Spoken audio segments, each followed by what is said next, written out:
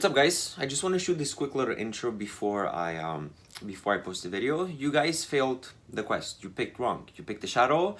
The shadow was not the right choice. It was the cloud, right? So you guys picked wrong. And originally I wanted to not release the quest because I was actually serious. If you guys failed this one specifically, I was not going to release part 2 and I was going to make something else with it. But I really wanted you guys to win. I actually did. I really wanted the story to continue because I have a nice part 2, a nice episode 2 that's coming in 2 weeks. And there was one commenter in particular. She got it right. She said the cloud, and she also got it right in the sense that she went line by line and followed my thought process when I created this this riddle. That commenter was Ranya Karafilly, right? Yeah, Ranya Karafilly. So you got it right.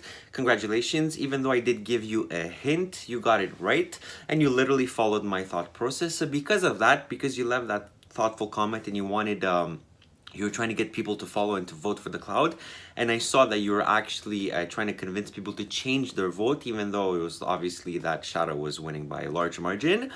I really appreciate that. I noticed that, and to reward you and all of you because of her, because I really love that you guys are actually commenting that much on the videos, I'm gonna ignore the fact that you guys have picked wrong, and I will bypass that choice and I will pretend as if you guys picked correctly. You picked the cloud based on Ranya's comments. So Ranya, she pulled all of you guys up and made you guys succeed and continue on this quest. So make sure to thank her in the comments because you're seeing this video solely because of her. So that was what I wanted to say. That's what's gonna happen right now. You're gonna see the cloud ending. I will explain why the cloud was the good choice, why the shadow was the bad choice in the Game Masters discussion that's coming either Saturday or Sunday, so be sure to check that out when it comes out. It'll make sense. I'll explain my thought process behind the whole thing. So that's what I wanted to say. Thank you so much for watching and enjoy this part 2.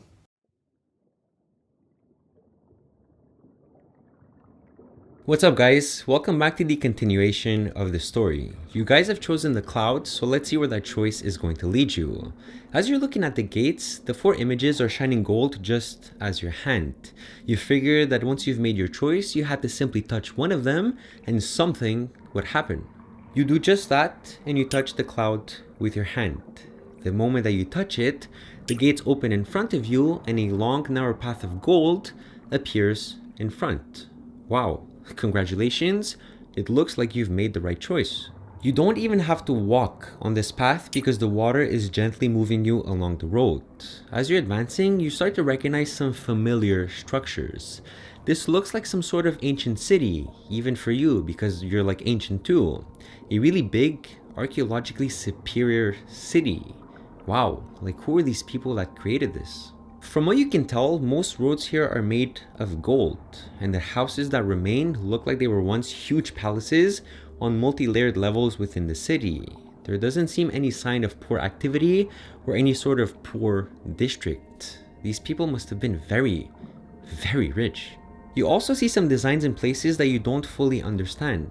All that you can tell is that they must have been used for things that you can't really comprehend.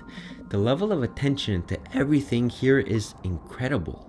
You see what appears to be temples dedicated maybe to various forms of different gods, different than your own because you've never seen them before. The gods look like humans, which indicates that most probably the people living here were also the same kind, right? They were humans, which is sort of reassuring in this current situation.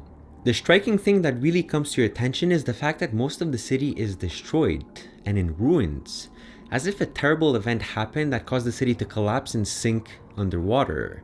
How could such a big, remarkable, and well-designed city collapse and fall so deep into the ocean?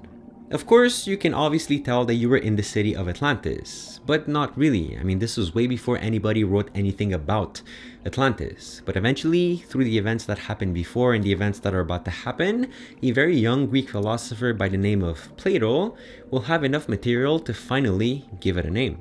You're then brought to what appears to be the main temple in the city. The road that you were on, the one made of gold, ends abruptly, and then you see a bright, sudden light at the top of the temple. You look at it, and you realize that this must be some sort of god or something that's divine, because the light is shining right at you. The light descends from the temple, and as it's getting closer to you, it starts to take the shape of a woman. a beautiful young woman. Could this be Inanna? You think to yourself. Whoever it might be, it wants to talk to you. The mysterious woman approaches you and finally speaks. Welcome, Enmerkar. Congratulations. You have proven your worth. You shall be the next bearer of the Seal of Elements, a magical seal that gives its wielder the power to control the elements of nature. She says that this was the seal that caused this great city to exist. The walls of gold, the remarkable architecture, and their technological advancements were all possible because of the seal. It was gifted to humanity by the gods for them to use for the greater good. Unfortunately, the people got greedy and they started to abuse its power. They abused it to the point where they brought on their own destruction. There was a great civil war in which one of the camps caused a great earthquake on the city, and then they sunk themselves down at the bottom of the ocean floor, never to exist again. The gods then decided that humanity was not ready for such power, and they created a cycle of 5,000 years until they were to try again. You then remember that that's the cycle that the young boy mentioned to you in the temple, and you also remember that he mentioned something about a second chance. The woman tells you that this is not the first time that she tried to give back the seal to humanity on this cycle. Your father was originally the one who had been chosen, but he couldn't get past the gate. He picked the wrong image and was drowned right after. That's who you saw in your vision, she says. Instead of waiting for another cycle, which means waiting an extra 5,000 years, she decided to give you a second chance. Maybe the sun would be able to claim it for all of humanity, and it looks like you were able to.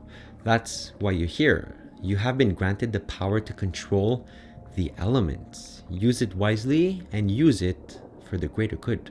The woman tells you that you now have to go back to your city. A great conflict is about to begin. You must protect your people and save them from imminent death. You have the Seal of Elements. You'll be able to use them in your favor and save your civilization. And that, my friends, is the end of part 1. That's right, this whole thing was simply one part with one choice that you actually had to succeed to see the continuation of the story. Getting the seal was an important step that will be very useful in the next part of this adventure. Make sure to use it wisely. Part 2 is going to come as usual in 2 weeks, where there's going to be another choice to be made. That choice will determine the future of humanity and the fate of the Seal of Elements. Thank you so much for being a part of this, and I will see you all in 2 weeks.